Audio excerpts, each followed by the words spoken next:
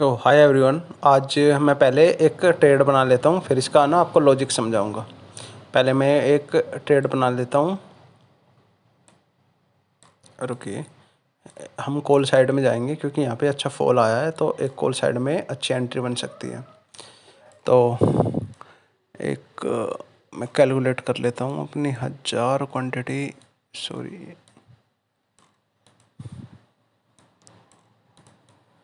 तो मैं 1000 क्वांटिटी के साथ 150 पे अगर हमें प्राइज़ मिलता है, 50 रुपये पे हमें प्राइज़ मिलता है, 51 रुपये मिल रहा है। तो ठीक है, मेरी एंट्री 50 पे बनी है। तो 50 पे मेरी एंट्री बनी है। तो हमारा स्टॉप लॉस हम कैलकुलेट कर लेते हैं, 7 से 10 पॉइंट का करेंगे हम। 1000 क्वांटिटी, 5000 रुपये का लॉस और 10,000 हम लेने की कोशिश करेंगे, यानी कि 20 पॉइंट हम लेने की कोशिश करेंगे यहाँ से। सॉरी, 10,000 का हमारा स्टॉप लॉस है और 20,000 हम लेने की यहाँ से कोशिश करेंगे 20 पॉइंट के लिए। यहाँ से ये हमारा 0 हो सकता है, तो अभी तो हमें 1 पॉइंट मिल रहा है। और ठीक है, मैं इसका ना आपको बताता हूँ, क्योंकि देखो निफ्टी ने ना एकदम से शार्प फॉल किया है। शार्प फॉल करके यहाँ पे अगर 5 मिनट में देखोगे तो इस कैंडल ने काम तो अच्छा किया है। आप जानते होंगे इस कैंडल का नाम क्या है, शूटिंग स्टार। ये रेड वाली कैंडल ने काम तो अच्छा किया है, लेकिन ये चलेगा नहीं, क्योंकि देखिए कल क्या हुआ। कल भी मार्केट ऊपर गया, इस ट्रेंड लाइन को ब्रेक किया एंड देन उसके नीचे। आज भी क्या हुआ, मार्केट ऊपर गया, आज ट्रेंड लाइन को ब्रेक किया। तो कुछ लोग यहाँ पे पोजीशन बना के बैठेंगे बिल्कुल कि निफ्टी में एक ट्रेंड लाइन का ब्रेकआउट हुआ। लेकिन कल का चार्ट निफ्टी आज फॉलो बिल्कुल भी नहीं करेगा। अगर ऐसे फॉलो करने लगे तो सभी को पैसा बनाना आ जाएगा, और मार्केट बहुत स्मार्ट हो चुका है।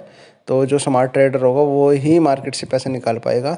और यहाँ पे हमारी 50 पे क्वांटिटी बनी हुई है, तो हमें यहाँ पे 3 पॉइंट मिल रहे हैं। तो इस बेस पे मैंने एक कॉल का ट्रेड लिया है। अगर इसको नीचे भी जाना है तो इस ट्रेंड लाइन को टच करके जब ऊपर जाएगा तब नीचे जाएगा। पहले ट्रेंड लाइन को टच करेगा, फिर उसके बाद नीचे आएगा। और हमारी फिन निफ्टी में यहाँ पे एक ट्रेड बनी हुई है। ठीक है, तो हमने ये लेवल मार्क करके रखा हुआ है। तो मैं मानता हूँ कि इस लेवल के ही ऊपर नीचे रहेगा मार्केट, और अब इस लेवल को टच करके फिर नीचे आएगा। तो इसी बेस पे हमने एक यहाँ पे अपना ट्रेड बनाया हुआ है, जो कि अभी 2 से 3 पॉइंट का हमें प्रॉफिट दे रहा है। यानी कि 1000 क्वांटिटी के साथ मैंने इस ट्रेड को बनाया है। तो आज फिर निफ्टी की एक्सपायरी है, तो ज़्यादा हम वेट भी नहीं करेंगे, और हमने एट द मनी का प्रीमियम उठाया है। और देखो ये स्पाइक, तो इसी की मैं बात कर रहा था। हमें 20 पॉइंट तक का टारगेट लेना है, तो इसी पॉइंट की मैं बात कर रहा था। तो चलने देते हैं मार्केट को।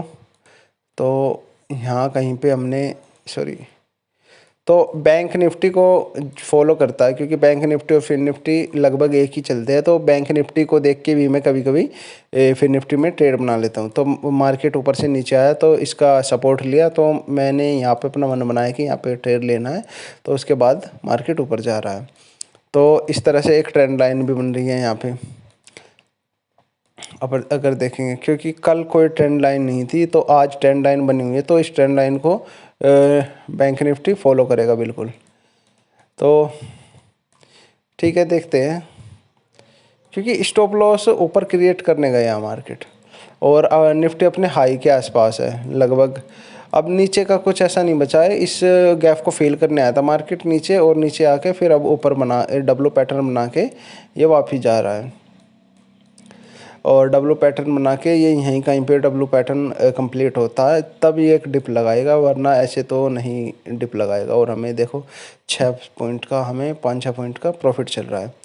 तो चलने देते हैं इसको और देखते हैं, वेट करते हैं। तो लॉजिक ये नहीं है कि आपको लगेगा कि कुछ लॉजिक नहीं है, ये तो कुछ नहीं बना। तो यही होता है, हमें लेवल पे और सेंटीमेंट को और हमें कैंडल को देख के पहचानना होता है कि किस कैंडल पे क्या प्राइस एक्शन बन रहा है। तो ये सारा प्राइस एक्शन का ही खेल है। अगर आप इंडिकेटर लगाते रहोगे तो आपको कुछ फ़ायदा नहीं मिलने वाला। और सबसे मेन बात है इंडिकेटर प्राइस एक्शन, आप कुछ भी लगा लीजिए, लेकिन मार्केट कभी कभी ऐसा स्पाइक करता है कि एकदम से ऊपर गया, एकदम से नीचे आया। तो आपको अपना स्टॉप लॉस बिल्कुल लगा के रखना है। तो अगर स्टॉप लॉस होगा तो आपको ट्रेडिंग में डर नहीं लगेगा, क्योंकि आपको पता है कि 10,000 मेरा यहाँ, मुझे पता है कि यहाँ से 10,000 का मेरा लॉस होना है, इससे ज़्यादा का मेरा लॉस होगा ही नहीं। तो और इससे ज़्यादा का लॉस होगा तो आपकी साइकोलॉजी के अनुसार होगा। अगर आप स्टॉप लॉस सोच के बैठे हुए और फिर भी स्टॉप लॉस को आप एक्सेप्ट नहीं कर रहे हो, तो फिर उसका कोई लॉजिक नहीं बनता कि आप कि मार्केट को तो कोसते रहोगे कि मार्केट की वजह से ऐसा हुआ। तो देखिए अभी चला हुआ है हमारा ट्रेड, और अभी तो हम 1,000 2,000 के लॉस में आ चुके हैं और कोस्ट टू कोस्ट आ चुके हैं।